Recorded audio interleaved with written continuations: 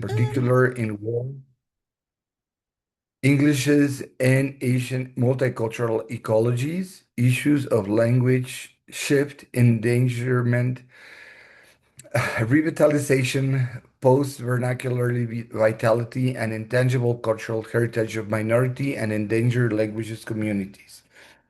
The socio-linguistic of globalization, environmental linguistics, and migration linguistics. She is co-author of Languages in Contact, Cambridge Press, and co-editor for several special issues and volumes, including The Multilingual Citizen Towards a Political Policies of Languages for Agencies and Change.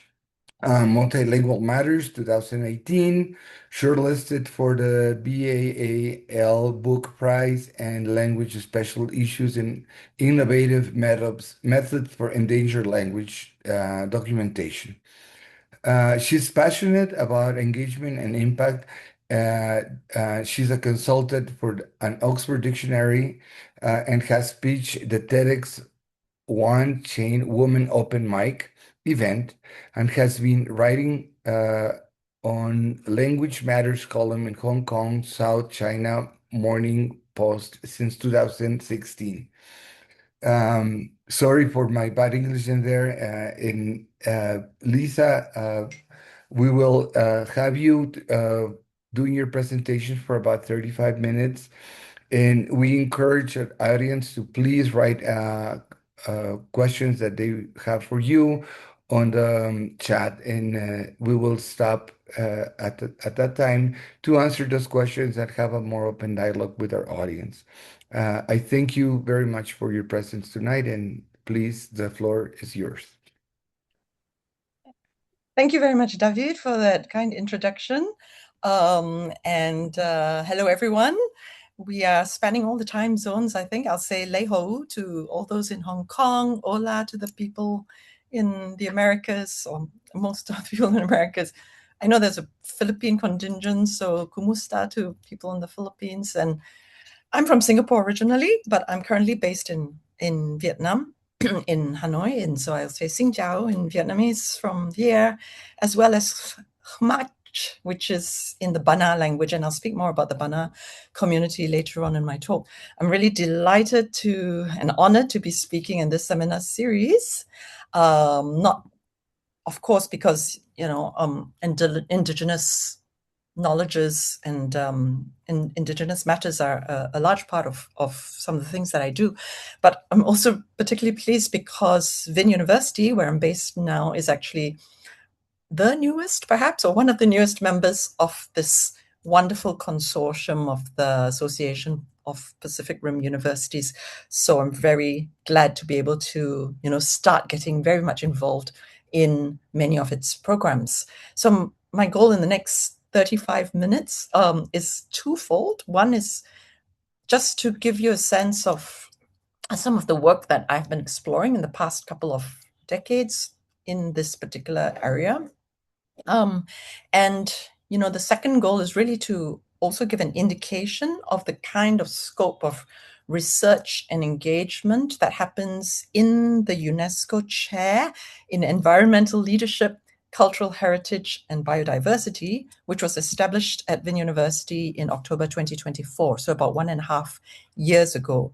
And I am, as David mentioned, I'm currently working within this UNESCO Chair as the Director of Engagement and Development. I was going to say the music that you were hearing, but we had technical issues. So there was actually music to be played, which was from the Bana community of the Central Highlands of Vietnam, where many of our team members do work. And this was a musical playlist, which included, amongst other things, gongs. The Bana gongs, there's 7 different gongs. And I just wanted to mention that, the gong culture of Vietnam's Central Highlands is actually a UNESCO recognized, it's on the list of intangible cultural heritage. And it's not just, in that particular province, but spans about 5 provinces in the area, involving gong playing and obviously the knowledge of making and understanding the spirituality behind that. But perhaps I can show some of that later.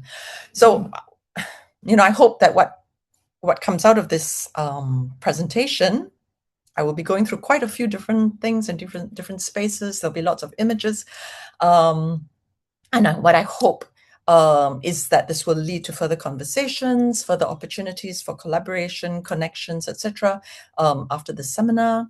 I hope to, just explore and raise some thoughts and areas that we can springboard off in thinking about cultures, languages, indigenous knowledge systems, in particular for not just for their own sake, but for resilience, for sustainable development, in particularly thinking about our climate and digital futures. Now, I haven't shared my screen because what we found, what happened when we were doing all the testing is that once I share my screen, and I guess everyone will be familiar with it, all I see is my screen and I'm not going to see the audience. So that's a little bit challenging as a speaker.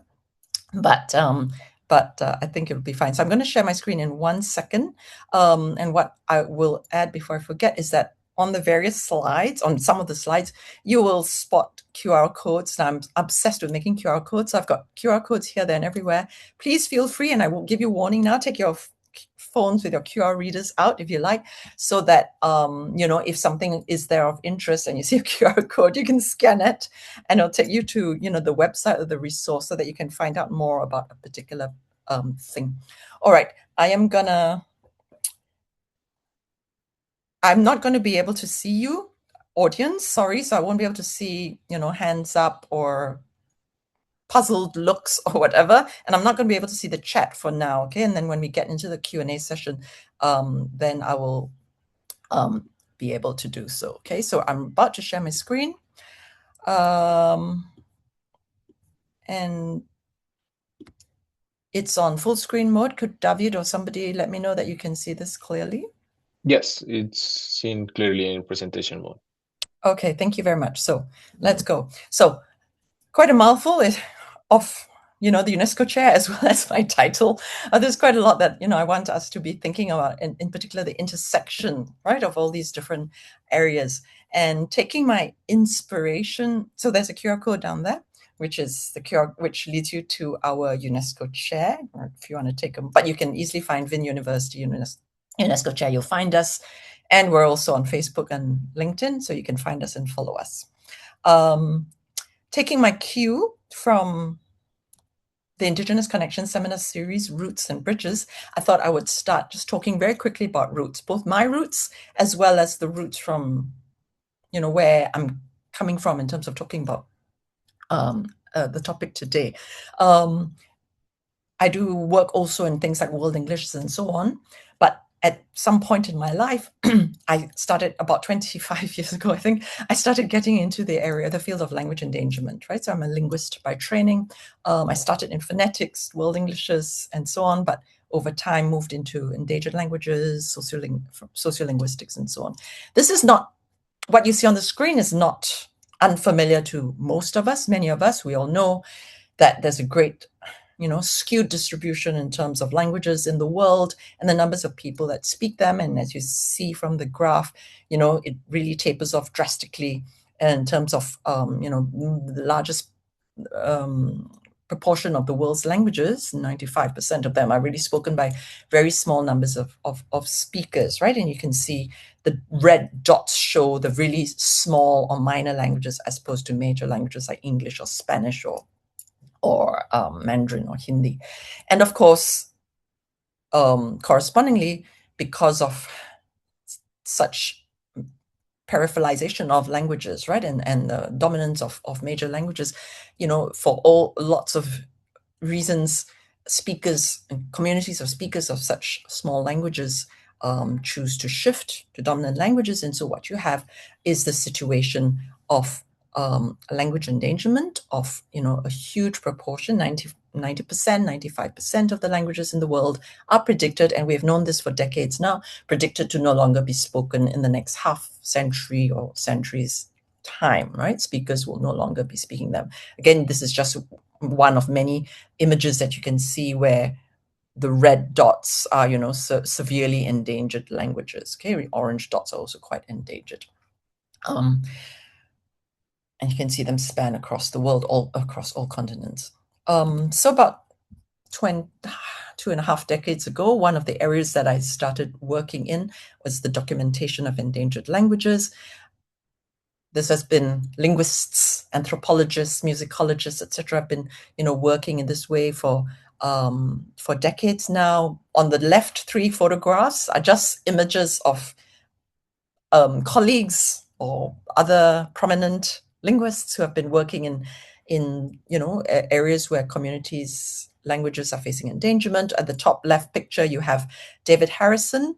Many years ago, working in Papua New Guinea, he has done a lot of work across the world, and I sort of mention him here because he's actually the shareholder of the UNESCO Chair at Wien University, and more of his work in a moment. The other 2 photos are, if you work in the area, you may know Sebastian Drude and Dan Everett, who spent, a lifetime working in the Para with the Pira people in Amazonas. On the right-hand side, the 2 photos there are some of the work that I was doing back in the early 2000s, or the first decade of the 2000s, on the Sri Lanka Malays, together with my colleague and partner, Umberto Ansaldo, who's in the photos there as well, documenting their variety of Malay, which was transplanted and, which evolved through contact with the other languages in Sri Lanka. We had a grant from the Documentation of Endangered Languages Initiative from the Volkswagen Stiftung. This is their portal, which is a digital archive of many endangered languages around the world. You can see some of the dots on the map there, which, mark these various languages, which were funded by DOBIS.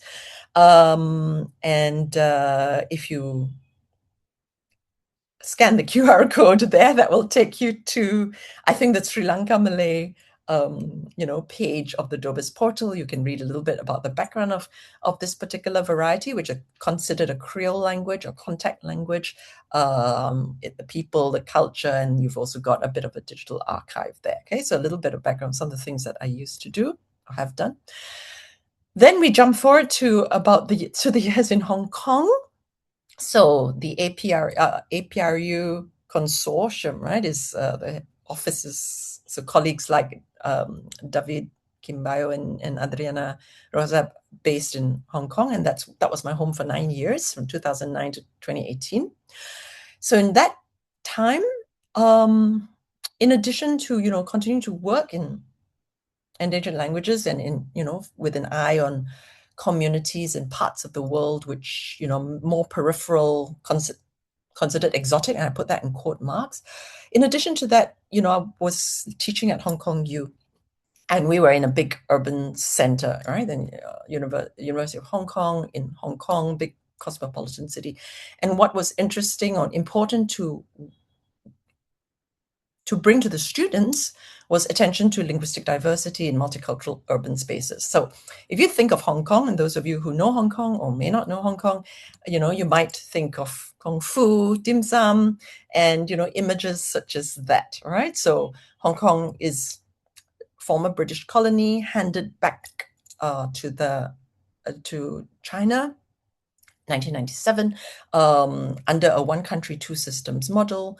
It is biliterate, so you have English and Chinese as the official languages, and trilingual, so English and then 2 varieties of Chinese, right? So you have Cantonese, which is the dominant language of majority of people in Hong Kong, and also Putonghua or Mandarin Chinese, which is the official language from China. And as you can see from some of the images, Hong Kong really comes across as being quite Chinese dominant, Cantonese dominant, street signs, road signs, English and Chinese and so on. But that kind of masks the kind of diversity that you find in such multicultural urban spaces. And, this is nothing unique. As many of you will know, there's been a lot of work for about, the past 2 decades or so, about urban centers, places like New York City, London, Melbourne, Sydney, and so on, where there's great recognition and a lot of research into the diversity of cultures and languages that are there. Okay, and so too in Hong Kong. What you find, they still make a small proportion, less than 10% of ethnicities in Hong Kong are not grouped under Chinese, and you see the list in the table there on the left, top left. You can see we have Filipinos, Indonesians, Indians, Nepalese, Pakistanis, etc., right? Some of these are long-standing settlers in Hong Kong from colonial eras who came over and then settled, and as far as they're concerned, they're as Hong Kongers. Some are new immigrants because of new economies, like domestic helpers and so on. Okay, but in any case, you have this plethora of communities, and what's interesting, I guess, is that in spite of this diversity, you have the majority population, so the undergraduates, the students that I was teaching in Hong Kong University, saying or sharing that I've actually never engaged with anyone from an ethnic minority background in Hong Kong, right? So what was important, I think, in education, pedagogy, and research is really to, raise awareness and do more research in this. So this was worked into some of the teaching I was doing at Hong Kong University. This was the School of English Language and Communication program, where we really focused on linguistic diversity and cultural diversity. We springboarded off, International Mother Language Day. Students did projects on the diversity that they saw around them, right? Just in their neighborhood. There was no need to go for field work for weeks or months elsewhere, somewhere that the whole point was to bring to their mindset a recognition of diversity, and also the possibility of actually being able to explore this, right, and document this on an everyday basis in the neighborhood around them, in the city in which they lived. So out of all this, grew a lot of work. There was a website. This linguistic minorities website now is no longer live because it's been a while since I've been in Hong Kong. But if you scan the QR code, you actually go to a page, the Language and Communication Program page of the School of English, which is no longer the live page at Hong Kong U, but it's still up there somewhere if you know where to find it. And if you go there, you can actually find some of the pages, websites and blogs that the students had put up on many of these projects, which looked at, Hakkas, boat people, Thais, Filipinos, Nepalese, and so on, ethnic minorities in Hong Kong. And I had my 5 minutes of fame featured in Time Out magazine, looking, to raise awareness of diversity in Hong Kong. So just to give you a quick look at these are some of the research outputs of the students. They created websites and blogs so that their work, was shared beyond assignments, shared to the wider public, and also so that students could see very clearly that, their work had a lot of value, not just for getting an A on their assignment, but a lot of value contributing to collective research in the field. There was, research on Thai restaurants, Hakka minorities, who their own family or their own heritage, and so on. You had students who went out on to Aberdeen Harbour and engaged with the boat people, the Tangka community, very famous community in Hong Kong, and actually documented one of their traditional songs, which is their seawater song, which reflects indigenous knowledge of fish species and behaviors and so on with the song. And this song is usually sung at auspicious occasions like weddings and other moments. But obviously, it's something that's no longer being passed down to the younger generations because it's seen as old-fashioned and so on. This was some of the work that students could do. But most importantly, I think what I want to highlight here is, the significance of heritage literacy and engagement, not just by researchers, but of course within higher education, right, our education system. And these were reflections of students who were doing this course and who had been involved in many of these projects, saying, well, the thing that struck me most is that we did a project on this. It had a great impact on me, my understanding of the language, of my perception of, and these were Hong Kongers, right? This was their context, their territory, their histories, their background, but some things that were not given due attention. I never thought, bottom left, that Chinese people speaking their local dialects, such as Hakka, also regarded as linguistic minorities. When you hear a young girl, you think she's very poor, there's a stigma, and very kind of damning kind of views, right? Bottom right, ethnic minorities can never be recognized as a local, even if they're third generation. They've been in Hong Kong for 3 generations. Local Hong Kong people don't respect their culture and language. Okay, so this kind of recognition, reflection in our younger generations, I think, is really important for the future of cultural heritage, recognition of the value of local languages, local knowledges, for various reasons like sustainable development. Okay, and we'll say more about that in a moment. So those are the Hong Kong years, and of course. So that was leading up to, I left Hong Kong in 2018. So around the 2019, there was the Indigenous Year of Languages. So the value, right, of local languages, indigenous languages, the critical situation of many languages around the world, the need to mobilize stakeholders and resources to preserve, revitalize, promote indigenous peoples' rights, cultures, languages, etc., increasingly recognized, as many of you will be aware of and be very active in. 2022 to 2032 was then declared the International Decade of Indigenous Languages, for these reasons, and also recognizing the role of education to fulfill various of these purposes. And as we all know, linguistic and cultural diversity is valuable not only for its own sake, for linguistic science, understanding the myriad ways to human beings express themselves, which gives us insight into evolution, complexity of cognition, but also because it's such a central part of cultural heritage, of course,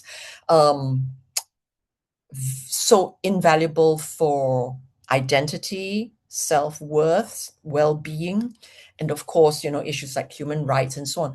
And here, this is where I segue into the next part of, this seminar series, right? So I talked about my roots, or some of my roots, and some of the roots of, working in linguistics and language endangerment.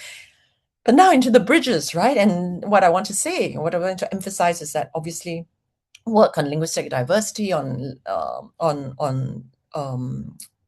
and cultural diversity and so on, is not only valuable for its own sake, but also for the intersections that it has with other disciplines and other areas, the bridges that it makes, right? Not just to cultural heritage, education, and so on, but other things like health and other things like, of course, climate and sustainability.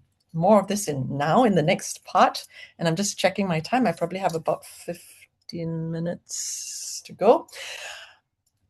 And of course, in this era, we're all very well aware of sustainable development goals, of our global challenges. I just picked this one as as illustration of the various challenges that humanity faces, and where I think there's an impetus for those of us working in fields of linguistics and cultural heritage and so on to also make these bridges, right? And I'll talk about certain things where in the next few slides where we see very clear connections with climate change and with AI.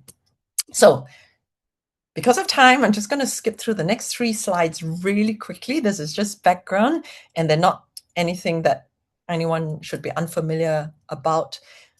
I normally show graphs of like phonetics things and intonation patterns and all that. These are not that. These are, of course, things to do with our climate crisis, the rapid rise in global average temperatures, the average global sea surface temperatures also rising, and so on. And all these have impacts, of course, on the coast, on salinization, erosion, bleaching of coral reefs, etc., which have an impact, of course, on various parts of the world being affected. The image on the right is Hoi An, which in last autumn's storms, many parts of Vietnam were inundated, completely flooded, right? So heritage sites had water up to their one floor high.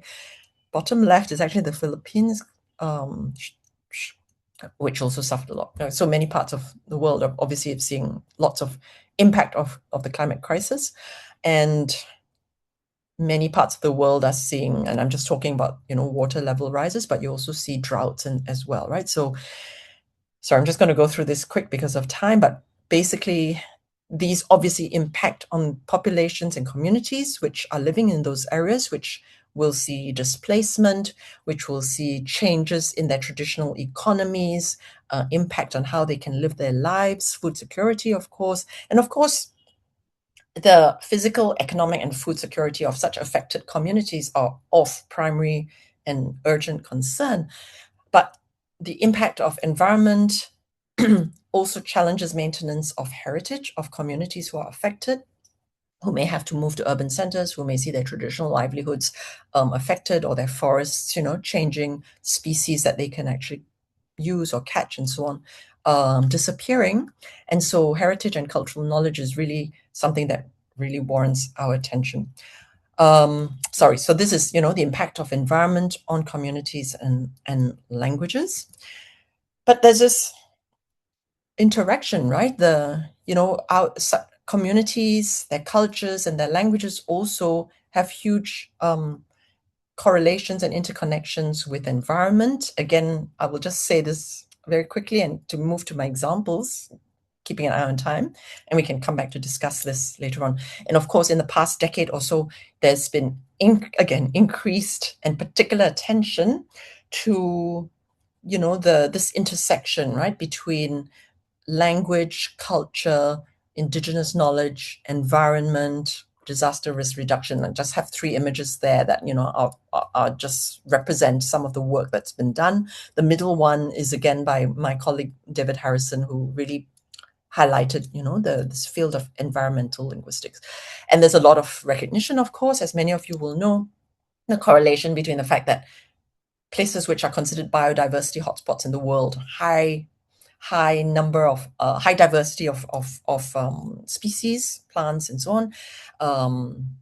Many of them endemic to the region, but also great amount of risk or endangerment. That correlates with those areas being linguistic hotspots, right? Large numbers of languages being spoken, but many of them endangered, and not many of them documented. Okay, so you've got that kind of correlation, and of course the relationship between cultural and ecological diversity, where you really need the languages that encode the traditional knowledge to be documented and transmitted and harnessed, right, to safeguard biodiversity and our planet. So this is where, in the next 10 minutes, I will sort of turn the lens a little bit more to where I'm currently based and the work being done within University's UNESCO Chair and Environmental Leadership, Cultural Heritage, and Biodiversity. It's a big team. We have, our chairholder, David Harrison, and we've got a co-chair down at a university down in the south of Vietnam, at Can Tho University, that's in the Mekong Delta. So there's work up here in the north as well as down in the south. This is just a very quick overview of the kinds of things some kinds of areas and projects that we cover. We look quite a lot at Vietnam's ethnic minority communities, such as the Ba Na in the Central Highlands, and I'll give you more examples of that in a moment. There's work on documenting tangible cultural heritage, baskets, canoes, textiles, handicrafts, not, again, as I want to emphasize, not only for their own sake, but also for the knowledge and the skills and the connections that these have for the communities with their environments in very sustainable ways. Not only tangible or material cultural heritage, but of course intangible cultural heritage, and of course with a focus on language, as I've been already outlining, looking at indigenous ecological knowledge that's embodied in the language, the vocabulary, music and song genres, and so on. And then, of course, focusing on biodiversity and so on. There's also some side projects on tourism and sign language. QR code there if you want to scan, and you go out to our UNESCO Chair site. And obviously, you know, we really aim to or hope to be supporting and advancing many of UN's Sustainable Development Goals. So Vietnam, for those who are not familiar, and I'm sorry I've been talking about that without showing you a map, it's pretty long spans, you know, something all the way to the top, which borders China and Laos and Cambodia. So you can see that in the left-hand map, and all the way down to the south. The map on the left actually shows Indochina, because many of the cultural groups, of course, are not just restricted to by modern borders, but you know, cross many of our modern national borders, right? So that's just to give you an idea of that kind of spread. And on the right-hand side, you just see a very quick image of the various ethnic groups and languages recognized and spoken in Vietnam. You'll see Hanoi on the top. I don't know if you can see my cursor, but anyway, my cursor is pointing to Hanoi on the top. And the Bana community, which I'll talk about soon, is down here, okay, around this area in the Kon Tum province, in the middle, basically where it bulges out. If you can't see my cursor, where Vietnam bulges out in the middle, somewhere there, that kind of tan-colored area, okay, is the central highlands. So you've got mountains and forests. All right, let me quickly move on. So 3 very quick examples of some of the projects or work that is being are being undertaken. And as I said at the beginning, you know, one of the goals of this seminar is also just to share with you some of the things that are happening in our UNESCO Chair for possible future connections and conversations. So one of them, as I say, is looking at, you know, material objects and heritage practices. And one of the things that has been looked at is your typical dugout canoe. This is not something particularly unique to this region. Obviously, all around the world, you have versions of a dugout canoe, a huge log that you get from the forest.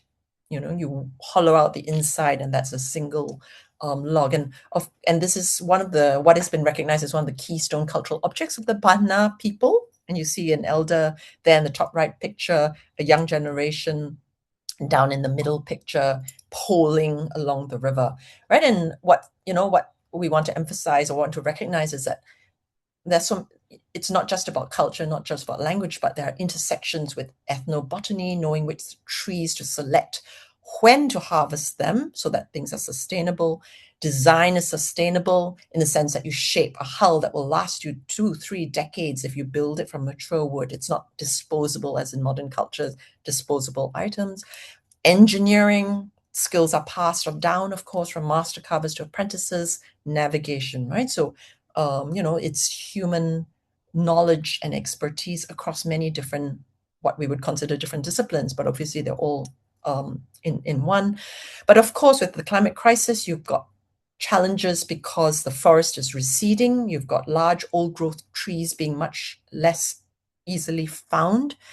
You've got deforestation, national, for plans for the forest. So trees are disappearing, and so is the canoe. And with the disappearance of such things are the skills as well as the rich vocabulary of river navigation, special terms for the kinds of waters and so on. So these are the challenges, and these are some things that the team has been documenting. In the right-hand middle picture, you've got a student there bailing water out of the canoe. So the team brings students on field work, and such participation reflects our broader commitment to building bridges again, between Vietnamese higher education, dominant communities, indigenous communities, and national heritage. Got QR codes here and there, which take you to blog posts, and also a YouTube playlist, which actually shows you the work in the canoe project. Number 2, I have a few minutes more, but I think I'll make it. The second project that I want to talk about are the kinds of digital archives that we have been using. The team has been using to help document and archive a lot of the information. We use the Talking Dictionaries concept and platform. This was actually created by David Harrison in 2005 and was launched in 2006 with his early work on the Tuvan language in Mongolia. And it was at that time the first internet presence for several of endangered languages that went onto or used this platform. Now it includes more than 200 endangered languages. Very straightforward kind of thing. Nowadays, in this day and age, it's a very straightforward thing.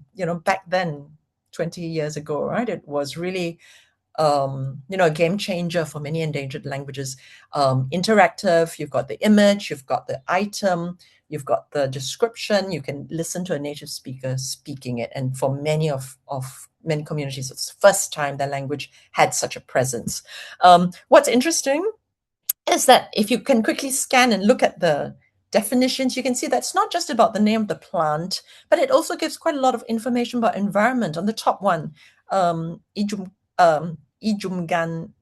Nijopkan. Sorry, this is not Vietnamese, right? This is from Vanuatu. The name of the plant translates as bad tooth, relates to its use as a plant to poison others. If one wants to commit an evil act, you will leave, do this. More information withheld, okay? So there's also about what is shared and what is not shared, which tells you about culture and heritage and practices. Below, you've got the timber, houses, you've got description of the fruit, you've got description of the use as a medicine, and you've also description of the calendar and sustainable practices, right? When the leaves, I'm reading from the bottom half, when the leaves turn red and ready to fall off, the lobsters are ready to be harvested. The best time to harvest lobsters, okay? So sustainable practices there. So this is an example from a talking dictionary for Vanuatu. This is an example from our team who works with the Bana in the Central Highlands of Vietnam.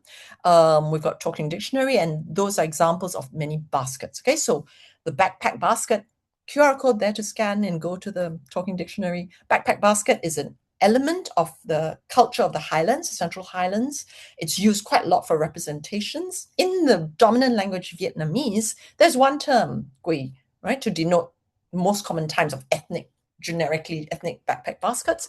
But of course, every group has diverse ones. And if you have a quick scan, I know it's very, very small, but I couldn't make it much bigger. But, each of these definitions tell you, are the baskets used by a man or a woman? What kinds of things you use them to put your fish, or carry your meat, or go to the market, or any kind of thing, or whatever. Okay, and so they're very, very specific, and as you can see, they're very specific and detailed designs. Okay, so the use of overgeneralized terms can contribute to stereotypes and hide very diverse indigenous cultures and knowledge. So this is another area of research, and you've got YouTube videos that you can watch people talking about and making the baskets. And finally, and I have 20 seconds, so I'm going to try to do it before I stop. Finally, the third project ongoing is the documentation of an epic tale, right? So as in many traditional cultures around the world, you have your epic tales, folk tales, long stories. Sorry, my alarm has gone off. Let me stop it. Stories which transmit cultural practices, values, histories of coming into existence, coming into being, and so on and so forth, right? So what you see here in the top left-hand photograph, on the screen in the photograph, there's actually the left-hand side, you can see like an A4 size thing. It's a sheaf of like 100 papers. So epic tales were obviously traditionally told around the fire, orally transmitted, and only the master storytellers could, convey and transmit these tales. The picture on the slide on the top left-hand photograph is a picture of a late epic master storyteller of that particular village, who's the grandmother of the lady who's doing the presentation in the picture.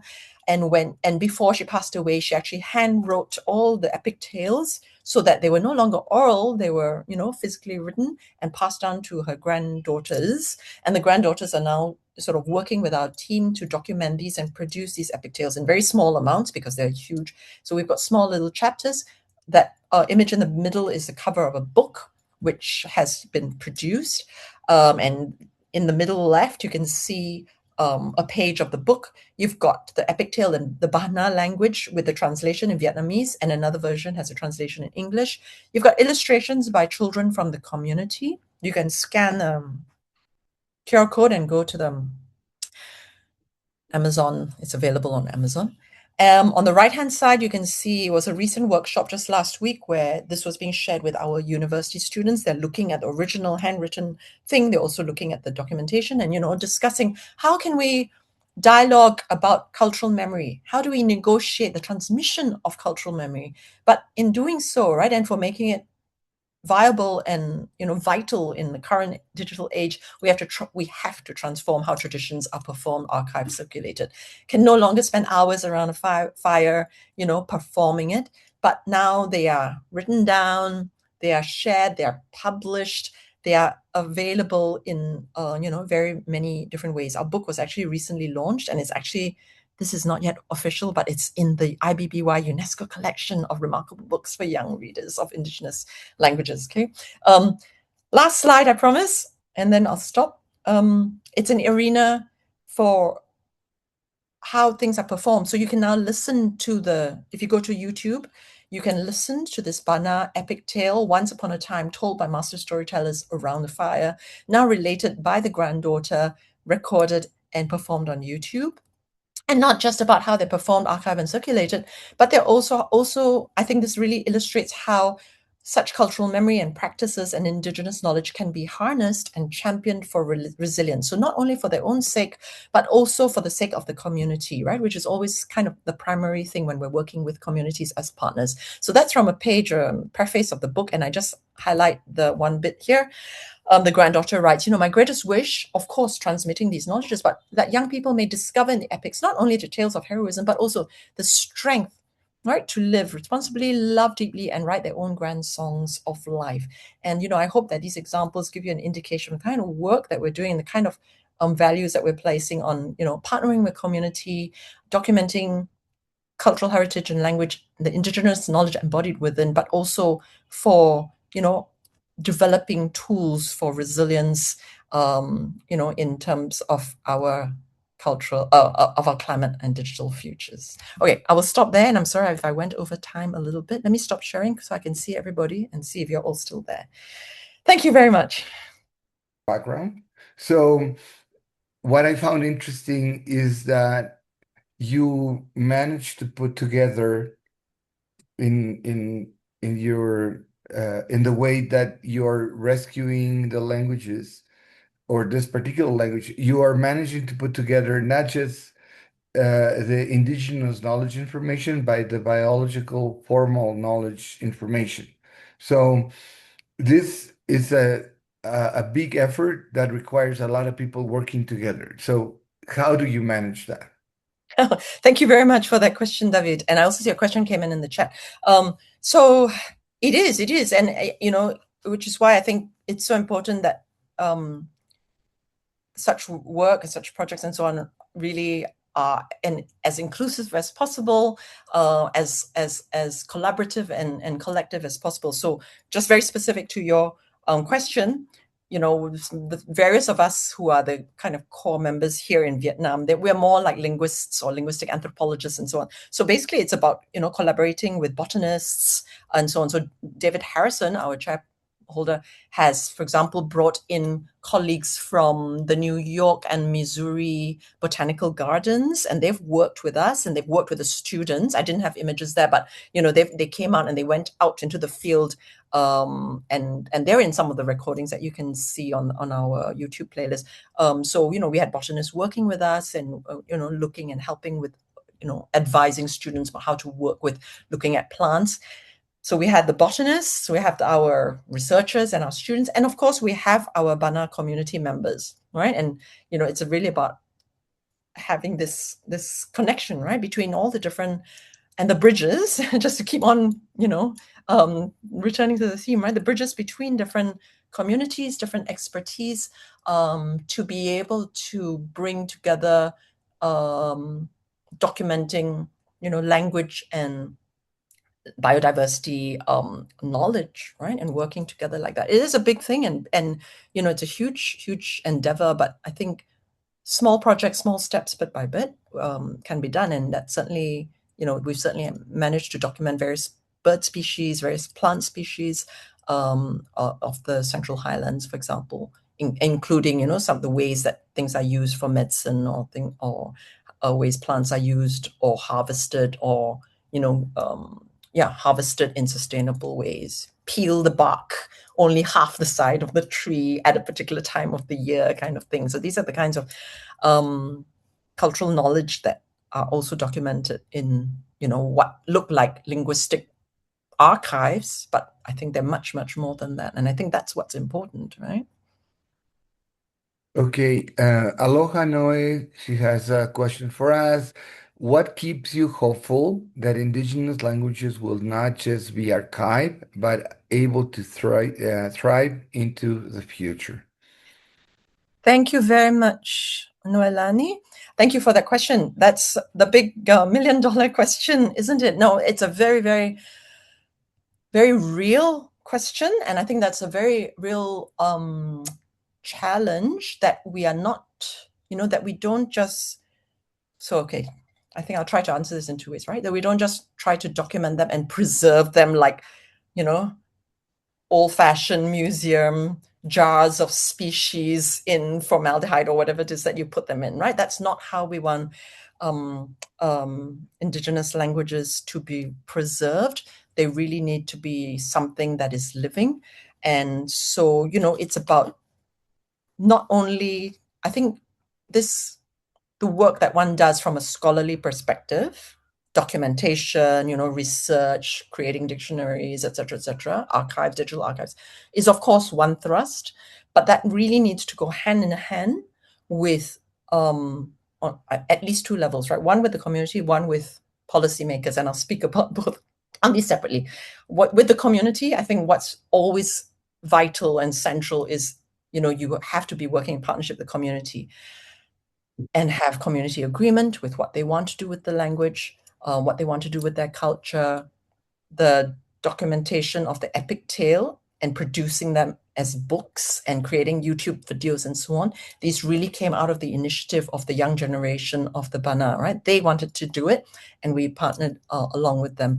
So that's very important, because when you have community partnership, then you have to have community partnership. At the end of the day, it's their intellectual property, right? So we are even in positions where if a community does not want to do a certain thing, even if from a scholarly or scientific point of view, you think, oh my God, that's the best thing that we need to do, you have to respect the community decision.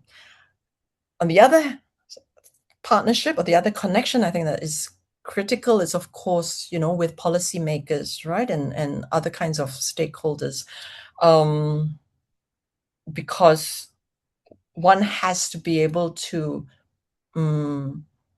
not just document languages and cultures for their own sake, but also create environments in our modern times and, in the contemporary world, which allow for communities not just to survive or to, reflect or look back, but to thrive, right? So to create economies, create possibilities for such cultural practices and so on, and traditions and languages to actually be used so that such communities can live these languages, right, and live these cultures. So that's a big thing, a really big effort, but I think that's really critical. So what I didn't have one more, I had one more slide, but I didn't add it in. But I'll say, if we're thinking about sustainable development, right, which is part of the title, there's many roots to that. And, some of the possible ways, if you ask people, what some of the possible ways are really to have the support of culture and cultural heritage, which of course embodies language, right? In policy and policy making. So you have to keep lobbying, your politicians. We are very fortunate in Vietnam.